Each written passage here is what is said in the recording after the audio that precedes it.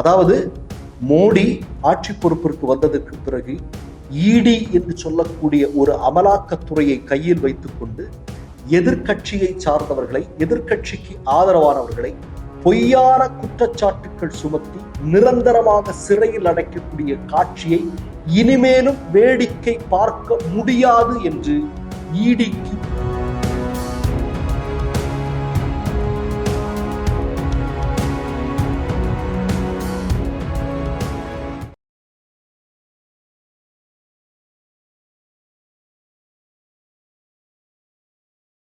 Mister perfect extra gold திருமணமான ஆண்களுக்கு திருப்பு முனையை ஏற்படுத்தும் ஹலாலான இயற்கை வியாகரா.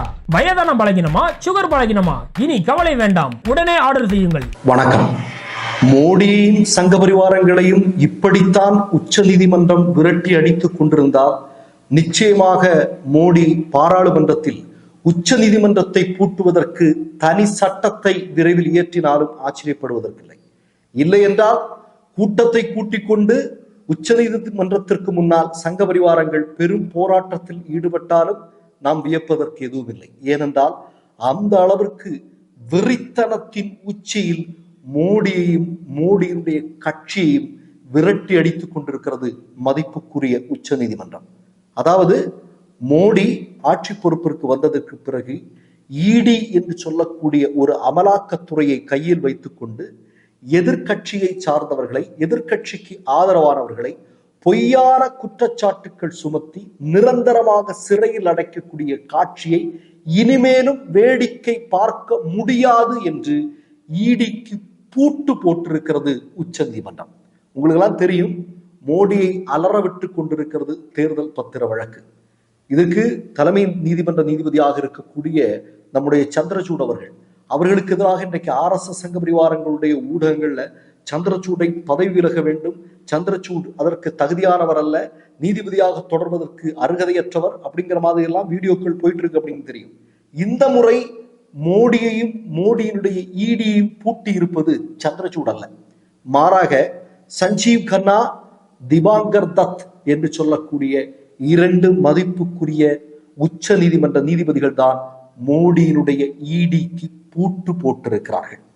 அதாவது ஜார்க்கண்ட்ல பிரேம் பிரகாஷ் அப்படிங்கிறவர வழக்கு தொடர்பாகத்தான் இந்த மாதிரியான ஒரு விஷயத்தை நீதிமன்றம் பிறப்பித்திருக்கிறது. இந்த பிரேம் பிரகாஷ் அப்படிங்கிறவர் ஜார்க்கண்டுடைய முன்னாள் முதல்வராக இருந்த சோரனுடைய நண்பர். இவரை என்ன பண்றாங்க அப்படின்னா இடி நேரடியா போய் தூக்குது. என்ன தூக்குது?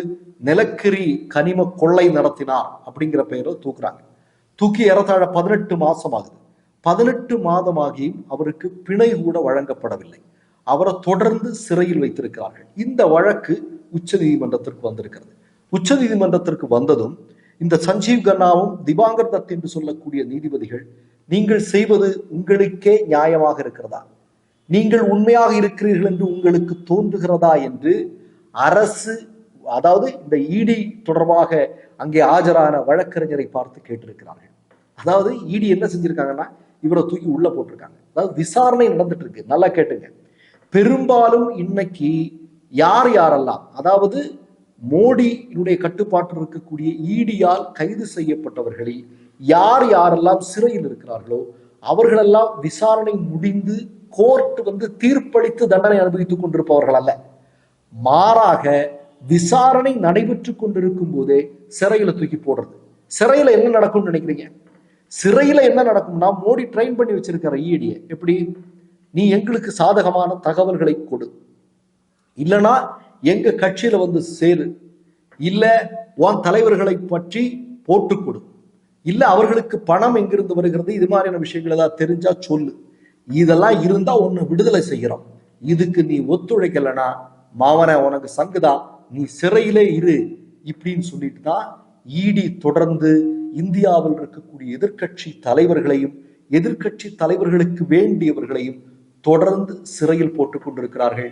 இதை இனிமேல் அனுமதிக்க முடியாது என்று ரொம்ப காட்டமாக, ரொம்ப ரொம்ப கோபமாக இன்றைக்கு மதிப்புக்குரிய உச்ச நீதிமன்ற நீதிபதிகள் சொல்லி இருக்கிறார்கள். ஒரு சின்ன உதாரணம் நான் சொல்றேன். அதாவது உங்களுக்கு எல்லாம் தெரியும், ஒருவர் கைது செய்யப்பட்டார், அவருக்கு கிடைக்க வேண்டிய அடிப்படை உரிமை, ஒரு கைதிக்கு கிடைக்க வேண்டிய அடிப்படை உரிமை என்ன? அதாவது நீங்க பாத்தீங்கன்னா ஒரு 60 அல்லது 70 நாட்கள் ஒருத்தர் சிறையில் இருக்கிறார் அப்படின்னா அவருக்கு வந்து பிணை கொடுக்கணும். அது அவருக்கு கொடுக்க வேண்டிய உரிமை இல்லையா, சட்டம் அப்படிதான் சொல்லுது. ஆனா இங்க என்ன அப்படின்னா, ஒருத்தர் தூக்கி உள்ள போடுறாங்கன்னு வைங்க. இப்ப அரவிந்த் கெஜ்ரிவாலுடைய கட்சியை சார்ந்த மனிஷ் சிசோடியாவை தூக்கி உள்ள போடுறாங்கன்னு வைங்க. உள்ள தூக்கி போட்டா ஜாமீன் ஒரு 3 மாசத்துல ஜாமீன் கொடுக்கணும் அப்படின்னா உடனே இவன் என்ன பண்ணுவான்னா 2 ஆதாரம் கையில இருக்குன்னு சொல்லிட்டு கொண்டு போய் ஏதாவது சமர்ப்பிப்பான். சமர்ப்பிக்கும் போது 2 ஆதாரங்கள் வச்சு அது தொடர்பா சரி அப்ப இனி சிறையில் இருக்க வேண்டியதான், தள்ளி போடு அப்படிங்கிற மாதிரி ஆகும். அடுத்தது பிணை கொடுக்க வேண்டிய ஒரு காலம் வரும்போது இன்னும் 2 ஆதாரம் இருக்குன்னு சொல்லுவான். ஆனா இந்த ஆதாரங்கள் எல்லாம் நிரூபிக்கப்படுகிறதா என்றால் நிரூபிக்கப்படலை. இதை தொடர்ந்து ஒரு திட்டமாக சங்க பரிவாரங்கள் நடத்தி கொண்டு வருகிறார்கள். அதற்கு இன்றைக்கு முற்றுப்புள்ளி வைத்திருக்கிறது. மொத்தத்தில் நான் என்ன சொல்றேன் தெரியுமா, மோடிக்கு நீ எங்கேயுமே அசைய முடியாது. மோடியை சுத்தி வளைச்சு இந்த மாதிரி செய்கிறதுன்னு சொல்லுவாங்க இல்லையா, அதை உச்ச நீதிமன்றம் மிகச்சரியாக செய்து கொண்டிருக்கிறது. நீங்க உங்களுக்கு எல்லாம் தெரியும், சாய்பாபா என்று சொல்லக்கூடிய பல்கலைக்கழக பேராசிரியர், டெல்லி பல்கலைக்கழகத்தில் வேலை செய்து கொண்டிருந்த ஒரு பேராசிரியர். அவரை உங்களுக்கு எல்லாம் நல்லா தெரியும். அவருடைய தலைக்கு கீழ் இருக்கக்கூடிய எந்த பகுதியுமே அவரால் சரிவர இயங்க முடியாது. அந்த அளவிற்கு மிகப்பெரிய பிரச்சனைகளோடு இருக்கக்கூடிய ஒரு பேராசிரியர். இவரை தூக்கி 10 வருடமாக சிறையில் தூக்கி வைத்திருந்தது மோடி அரசு இல்லையா. 10 வருடங்களுக்கு கழித்ததற்கு பிறகு அவர் நிரபராதி என்று சமீபத்தில் விடுதலை செய்யப்பட்டார். கொஞ்சம் யோசிச்சு பாருங்க. அவருடைய உடம்பிலேயே தலைபாகத்தை தவிர்த்து மற்ற பகுதிகள் எல்லாமே பெரிய அளவில் இயங்காது. வீல் சேர்ல தான் அவர் தன்னுடைய வாழ்நாளை கழித்துக் கொண்டிருக்கிறார். ஒரு மிகச்சிறந்த பேராசிரியர். அவரை கள்ள வழக்கு போட்டு, அதாவது இந்தியாவில் நக்சலைட்டுகளுடன் இவர் தொடர்பு வச்சிருக்கிறாரு, ஒரு 16 GB பென்டிரைவ் கொடுத்தாரு, இப்படிங்கிற போலியான ஒரு குற்றச்சாட்டை முன்வைத்து 10 வருடங்களாக அந்த மனிதனை சிறையில் அடைத்திருந்தது இந்த மோடி அரசு. நமக்கு தெரியுமா இல்லையா? இப்ப அவர் விடுதலை செய்யப்பட்டிருக்கிறார் இல்லையா. எது இப்போ அவர் என்ன செஞ்சார் அப்படின்னா நீங்க நல்லா தெரிஞ்சுக்கணும்.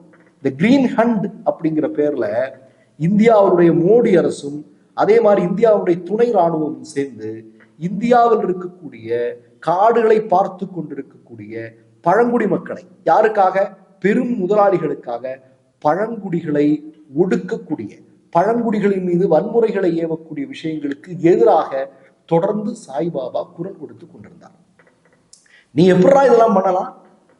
நீ பழங்குடிகளை காத்தா நாங்க வந்து அப்படி அங்க வந்து என்னுடைய நண்பர் அதானி அம்பானி எப்படி கொள்ளையடிக்க முடியும்? மலையில இருந்து எல்லா வளங்களையும் எப்படி எடுத்துட்டு போக முடியும்? நீ இப்படி பண்ணுவியா? நீ போடுறா ஒரு வழக்கு அவன் மேல அப்படின்னு சொல்லி சாய்பாபா மீது ஒரு போலி வழக்கு. அதே மாதிரி ஸ்டான் சாமி, நமக்கு தெரியும், கடைசி காலத்துல சிறையிலே மரணம் அடைந்தார், ஒரு பாதிரியார் இல்லையா.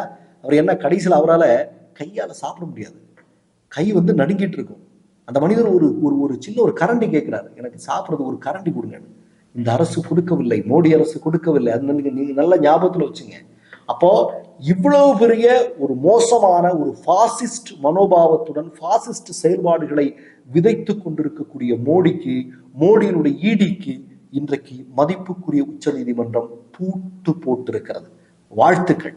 மற்றொரு நிகழ்வில் சந்திப்போம். நன்றி, வணக்கம். மை நேம் இஸ் ரெட் சேனலை சப்ஸ்கிரைப் பண்ணிக்கோங்க.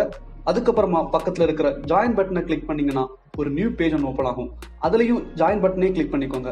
அதில் பார்த்தீங்கன்னா credit card, debit card options இருக்கு. இதில் உங்களுக்கு விசா, மாஸ்டர் கார்டு, ரிப்பே அப்படின்னு 3 ஆப்ஷன்ஸ் கொடுத்துருக்காங்க. அதில் நீங்கள் எந்த கார்டு சூஸ் பண்ணுறீங்களோ அந்த கார்டோட நம்பர் என்டர் பண்ணிக்கோங்க. அப்புறமா கார்டோட வேலிடிட்டி மந்த் அண்ட் இயரை டைப் பண்ணிக்கோங்க. அடுத்தபடியாக உங்கள் கார்டோட பின்னால் CVC கோடுன்னு சொல்லிட்டு 3 நம்பர்ஸ் கொடுத்துருப்பாங்க. அந்த நம்பரை இதில் என்டர் பண்ணிக்கோங்க. அப்புறமா அட்ரஸ் அண்ட் இன்ஃபர்மேஷன் என்டர் பண்ணிட்டு பைங்கிற பட்டனை கிளிக் பண்ணிக்கோங்க. ஒருவேளை உங்க கார்டு நம்பர் இன்வாலிட்னு காமிச்சிச்சுன்னா உங்க கார்டுல இன்டர்நேஷனல் யூசேஜை எனேபிள் பண்ணுங்க.